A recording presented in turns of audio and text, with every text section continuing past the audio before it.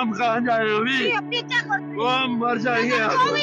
हमारी दुकानें लुट गई सर, हमारा घर सब कुछ लुट गया, हमारे बच्चे सड़क पर आ गए। हमारी विनती सुनो, हमारे पास कोई नोटिस नहीं है। सुबह आ गया बोलते दुकान खाली कर। मुझे कुछ मत बोलो, मेरी हार्ट बीट बढ़ जाती है, मुझे रोना आता है।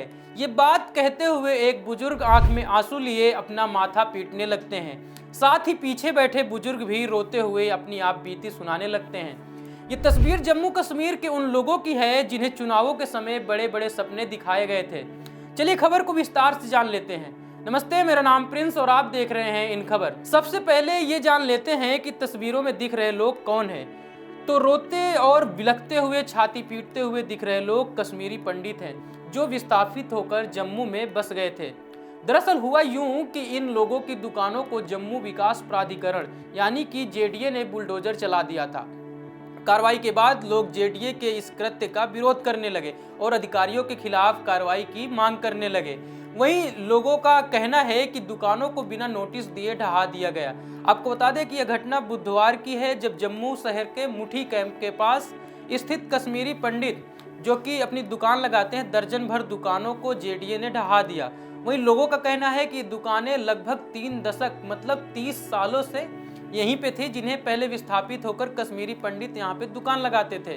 अब इस पूरे मामले पर जेडीए का भी पक्ष सामने आया है। जेडीए का कहना है कि दुकानें उनकी जमीन पर बनी थी। वहीं आयुक्त अरविंद करवानी ने घटनास्थल का दौरा किया और प्रभावित परिवारों को आश्वासन दिया है कि उनके लिए क्षेत्र में नई दुकानें बनाई जाएंगी। उन्होंने आगे कहा कि ये दुकानें जेडीए की जमीन पर थी। राहत संगठन ने मुठी कैंप फेज 2 में एक शॉपिंग कॉम्प्लेक्स बनाने के लिए टेंडर जारी किए हैं। जल्द ही 10 दुकानें बनाकर इन दुकानदारों को आवंटित कर दी जाएगी।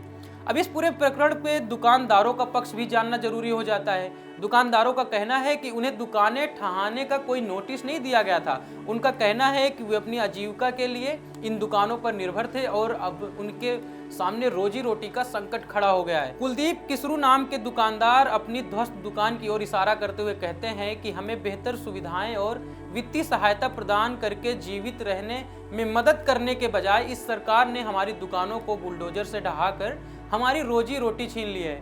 1991 में टीन शेड में अपनी दुकान स्थापित करने वाले एक अन्य दुकानदार जिनका नाम जवलाल भट्ट है, वो कहते हैं कि जब हम पूरी तरह से इन दुकानों से होने वाली कमाई पर निर्भर हैं तो हम अपने परिवारों को पेट कैसे पालेंगे। हम उपराज्यपाल और मुख्यमंत्री से हस्तक्षेप करने और हमें न्याय दिलाने का आग्रह करते हैं। एक अन्य दुकानदार जवाहरलाल ने इस विध्वंस का सारा सर गुंडागर्दी बताया और कहते हैं कि हमें विध्वंस के लिए कोई नोटिस नहीं दिया गया। वहीं पीडीपी प्रमुख महबूबा मुफ्ती ने एक्स पर प्रभावित दुकानदारों के लिए एक क्लिप भी साझा किया और मुख्यमंत्री उमर अब्दुल्ला से इस मुद्दे को संवेदनशीलता और तत्काल के साथ संज्ञान में लेने का आग्रह भी किया। वहीं आगे उन्होंने एक्स पर कहा कि दिल दहला देने वाले दृश्य सामने आते हैं क्योंकि कश्मीरी पंडित दुकानदार अपनी ध्वस्त दुकानों के मलबे के पास असहाय खड़े हैं। कथित तौर पर जेडीए द्वारा बिना किसी पूर्व सूचना के उन्हें गिरा दिया गया। यह कार्रवाई अलगाव और नुकसान की ओर उनकी भावनाओं को आहत करती है और गहरी ठेस पहुंचाती है। लेकिन इस पूरे मुद्दे पर आप क्या सोचते हैं, हमें कमेंट बॉक्स पर जरूर बताएं। धन्यवाद।